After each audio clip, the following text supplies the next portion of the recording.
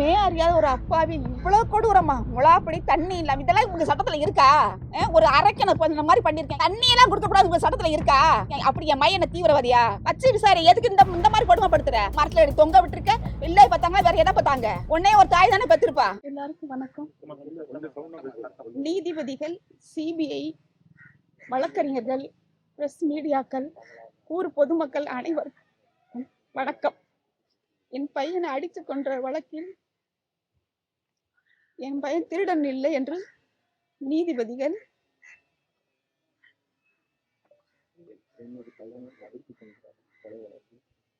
அடித்து கொன்ற கொலை வழக்கு உத்தரவு போட்டிருக்காங்க. அதை மனசுக்கு ரொம்ப சந்தோஷமா இருக்கு. இருந்தாலும் கூட என் மயம் போனதை தாங்க முடியாத வருத்தமும் இருக்கு. 11 மணிக்கு நடந்திருக்கு கோயில்ல, எனக்கு தெரியப்படுத்தவே இல்லை. 11 மணில இருந்து 2 மணிக்கு தான் ஸ்டேஷன்ல கூட்டி கொண்டு விட்டுருக்காங்க. வேர்த்தெல்லாம் ஒரு காரணம் சொல்லி கூட்டி கொண்டு விட்டுருக்காங்க. ஏன் எனக்கு தெரியப்படுத்தல? வீட்டுக்கு என் மையம் இப்படி செஞ்சிருக்கேன் அப்படின்னு ஏன் எனக்கு தெரியப்படுத்தல? யாராலும் அடிச்சிருக்கான்னு சொல்றாங்க. எதுக்கு அடிச்சாங்க? யாருக்காக, எதுக்காக அடிச்சாங்க? என்ன காரணத்துக்காக என் மையம் செஞ்சதை பார்த்து அடிச்சாங்க? எனக்கு சொல்லியிருக்கணும்ல.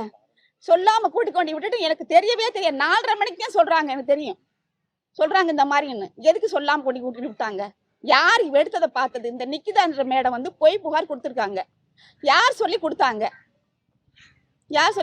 பெரிய இடத்துல இருந்து உத்தரவு வந்துச்சு, நாங்க அதனால அந்த உத்தரவு பட்டு செஞ்சோம் அப்படின்னு இந்த போலீஸ்காரங்க 5 பேர் சொல்றாங்க. அந்த 5 பேர் பெரிய இடங்கிறது யாரு அது எங்களுக்கு தெரியணும்.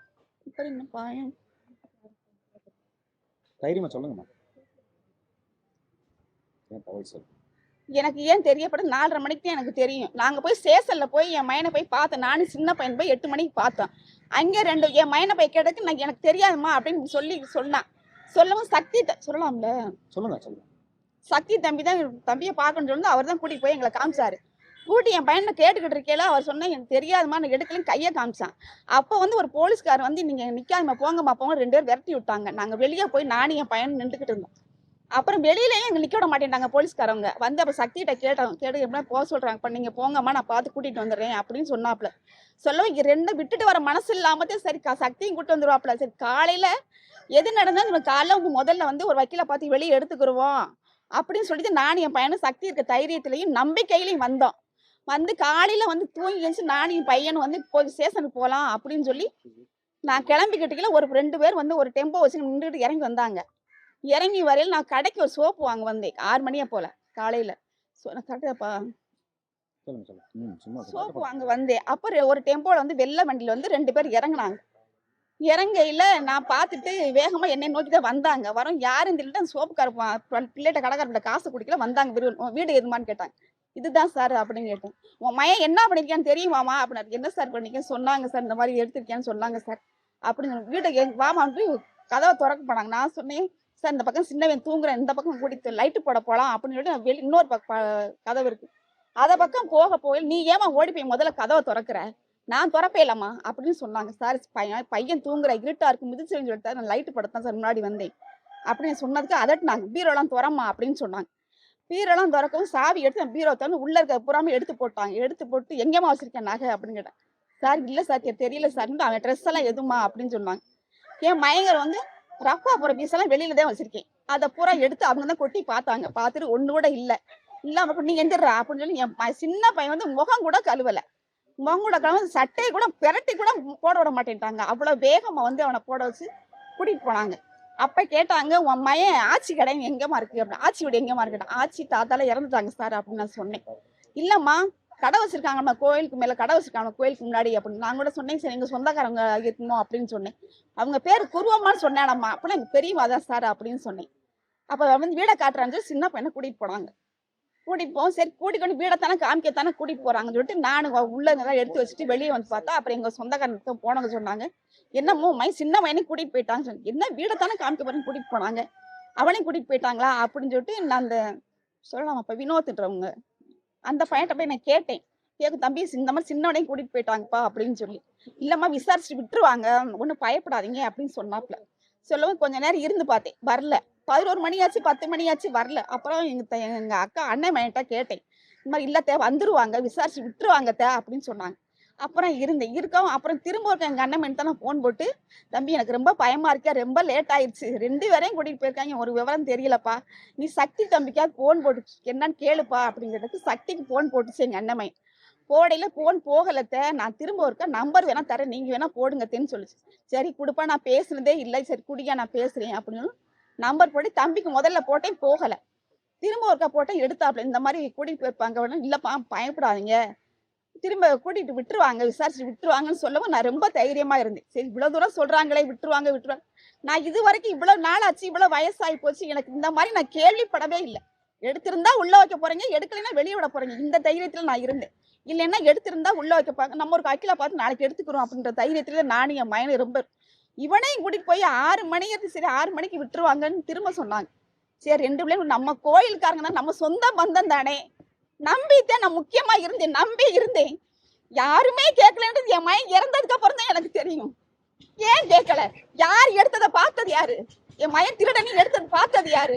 நான் அப்படி பிள்ளை வளர்க்கவே கிடையாது. இல்லாத விடுதேன் நான் பிள்ளை வளர்த்தேன். ஆனா யாரா சொல்லுங்க, என் மயங்க 2 பேரும் இந்த மாதிரி இந்த இடத்துல செஞ்சாங்கன்னு சொல்லுங்க பாப்பா. இப்பவே நான் சாகுறேன். அப்படி நான் பிள்ளை வளர்த்தேன். கஞ்சிக்கு யார் வீட்லயுமே கஞ்சிக்கு பாட்டுல துணிக்கு விடல நானு. ஐராஜ்மா பிள்ளை வளர்த்து என் பிள்ளை சொத்துன்னு நினைச்சா 2 பிள்ளைங்க வச்சிருந்தேன். ஆனா கடைசி ஊர் போய் கூடி கும்மி அடிச்சு விட்டுட்டாங்க. அந்த நிக்கிதான்றவங்கள கைது பண்ணணும். யார் சொல்லி செஞ்சாங்க, எதுக்கு புகார் தப்பான புகார் எதுக்கு கொடுத்தாங்க, அதனால தெரியப்படுத்தணும்.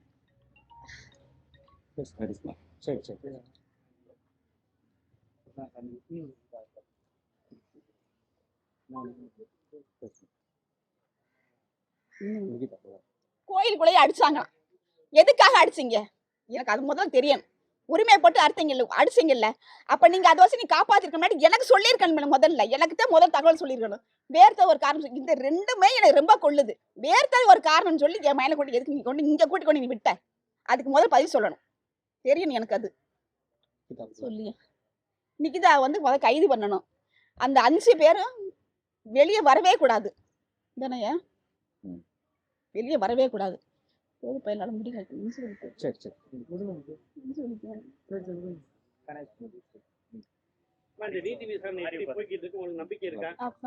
எனக்கு நம்பிக்கை இருக்கு. சிபிஐ சார் மேல நம்பிக்கை இருக்கு. கேள்விகள் இருந்தா நீங்க கேட்டுக்கோங்க. வேற கேள்விகள் நீதிமன்றத்துல நீதிபதி ஸ்ரீமதி சொல்லியிருக்காங்க, காவல்துறைக்கு பாடம் புகட்ட வேண்டும் அப்படின்னு சொல்லி யாரா இருந்தாலும் வெளியே வரக்கூடாதுன்னு சொல்லியிருக்காங்க. இவ்வளவு நாள் போராடினதுக்கு நீங்க நிக்கிதா கொடுத்த புகாரும் ஒரு பொய்யான புகாரும் சிபிஐ அறிக்கை தயாராகி சப்மிட் பண்ணுன்னு சொல்லியிருக்காங்க. நீதிபதி உங்களுடைய மகன் கொலை வழக்க இவ்வளவு பேசுனது, இவ்வளவு தீர்ப்பு கொடுத்தது, இதை பத்தி எப்படி பார்க்கலாம்? வரவேற்பு. ஒரு தாயா இருந்து அவங்க என்ன உணரணுமோ அதை உணர்ந்து அந்த அந்த இதை கொடுத்து தீர்ப்பை கொடுத்துருக்காங்க. அதுல ரொம்ப சந்தோஷப்படுறேன் நானு. ஒரு தாய்க்கு தான் தெரியும் ஒரு தாயோட வலி, அதை உணர்ந்து அவங்க கொடுத்துருக்காங்க. சரியா? இந்த 5 காவலர்கள் மீது மேற்கொண்டு உயர் அதிகாரிகள் ஈடுபட்டுட்டான்னு சொல்லிட்டு தம்பி இதெல்லாம் கண்டனம் வாங்கி கொடுக்கணும். வெளியே வரக்கூடாது, யாரா இருந்தாலும் வரக்கூடாது. என் மயனுக்கு சிறு துளியில கூட தீங்கு நினைச்சவங்களும் வெளியே வரவே கூடாது, யாரா இருந்தாலும் சரி. உயர் அதிகாரிகள் மேற்கொண்டு விசாரிச்சு யாருன்னு பார்த்து மேற்கொண்டு உள்ள தள்ளணும். நிக்கிதா போய் புகார் கொடுத்தோம்னு சொல்லியிருக்காங்களா, அவங்கள இப்ப நீதிபதி அவங்க மேல நடவடிக்கை எடுக்கணும்னு சொல்லியிருக்காங்க. அதை எப்படி பாக்குறீங்க? அது நடவடிக்கை எடுக்கணும்னு சொல்லியிருக்காங்க. பொய் புகார்னு உங்களுக்கு ஏற்கனவே தெரியுமா, இல்ல இப்பதான் உங்களுக்கு தெரியும்? பொய் புகார்னு எங்களுக்கு நேற்று தான் தெரியும். அஜித் எடுத்திருக்க மாட்டான்னு தெரியும். எனக்கு ஏற்கனவே பையன் எடுத்துக்க மாட்டேன், நான் நம்பளே முழுசா நம்புறேன். அந்த மாதிரி நான் பிள்ளை வளர்க்கவே கிடையாது, எடுத்துக்க மாட்டேன். ஆரம்பத்தில் நம்பினேன். ஆனா ஊர் மக்களுக்கும் உலகத்துக்கும் தெரியணும்ன்றதுக்காக இவ்வளவு நாள் இந்த இதுக்காக நாங்க காத்திருந்தோம். அது இப்ப தீர்ப்பாய் சொல்றது வேற, அவங்க நீதிபதி சொல்றது வேற. அதனாலதான் இவ்வளவு தூரத்துக்கு காத்திருந்தோம். அது இந்த உலகம் இந்த மாதிரி விசாரணை உங்களுக்கு போதிய திருப்திகரமா இருக்கு. நல்ல முறையில ரொம்ப நம்பிக்கையா இருக்கு, ரொம்ப திருப்தியா இருக்கு. அடுத்த கட்டம் இந்த வழக்குல நிறைய பேரை சேர்த்திருக்காங்க. அதாவது டிஎஸ்பில இருந்து இன்ஸ்பெக்டர் வரைக்கும் நிறைய பேர்த்த வழக்குல சேர்த்திருக்காங்க. அவங்க மேல என்ன மாதிரி நடவடிக்கை நீங்க எடுக்கணும்? அந்த 5 பேர் உள்ள இருக்காங்களா, இவங்க மேல சிறைக்கு செல்லணும்னு நினைக்கிறீங்களா? ஆமா, சிறைக்கு செல்லணும். ஒண்ணுமே அறியாத ஒரு அப்பாவி இவ்வளவு கொடூரமா, முளாப்படி தண்ணி இல்லாம இதெல்லாம் உங்க சட்டத்துல இருக்கா? தண்ணியெல்லாம் கொடுக்க கூடாது உங்க சட்டத்துல இருக்கா? ஒரு அரைக்கணை இந்த மாதிரி பண்ணிருக்கேன். அப்படி என் மையனை தீவிரவாதியா? வச்சு விசாரி. எதுக்கு இந்த மாதிரி கொடுமைப்படுத்துற? மரத்துல எடுத்து தொங்க விட்டுருக்க. வயிற்றுக்கா கஞ்சி தன்னால போறது யார் என்ன தப்பா எடுத்துக்கிறாங்க? தன்னால போற நீர் மலத்தை கூட வள்ளி கட்டாயம் வர வச்சிருக்காங்க. பிள்ளை பார்த்தாங்களா வேற எதை பார்த்தாங்க? உன்னே ஒரு தாய் தானே பெற்றிருப்பா. இவ்வளவு கொடூரமாவா? என் மய குன்னி குறியே செத்துப்பேன். இனிமேல் எவன் முகத்துல முழிக்க கூடாதுன்னு அவன் உயிரை விட்டு போயிருப்பான். அவ்வளவு ஒரு கொடூரமா அவனை பண்ணிருக்கீங்க. எங்கெங்க கூட்டிட்டு போறது? கம்மா கடுவாலும் கூட்டிட்டு போறது? உன்னை ஒரு தாய் பெற்றிருப்பாங்க. நீ இந்த அக்கான்சோட பிறந்திருப்ப. மனுஷனுக்கு இறக்க குணம் வந்து 6 அறிவு உள்ளவன் தான் கொடுத்துருக்கேன். 5 அறிவுக்காரனா நீ வேலை பார்த்திருக்க. என் கொலை கொதிக்கிற மாதிரி யாராரு கொலை கொதிக்குமா? இதுல ஈடுபட்ட எவ்வளவு வழியே வரக்கூடாது. எனக்கு அன்னைக்கு முழு விவரம் தெரியல என்னாடு. அதுக்கப்புறம் தான் தெரியுது இப்படி இப்படிலாம் நடந்துச்சு. அதுக்கப்புறம் தான் தெரிஞ்சிச்சு. எனக்கு ஒண்ணுமே தெரியல. அதுக்கான நேரம் எங்களை கொடுக்கல. அது என்னன்னு விசாரிக்க கூட எங்களுக்கு நேரம் கொடுக்கல. காவல்துறையினர் மனித உரிமை மீறல் வயிற்று கஞ்சி கூட வாங்கி கொடுத்து அன்னைக்கு பட்னியா போட்டு கொண்டிருக்கீங்களா? நீங்களாம் மனுஷ பிரதிகளா? விசப்பிரவியா பிறந்தீங்களா? சில விஷயங்கள்லாம் இருக்கு. முடியாது. காவல்துறையினர் மனித உரிமை மீறல் பண்ணியிருக்கிறாங்க.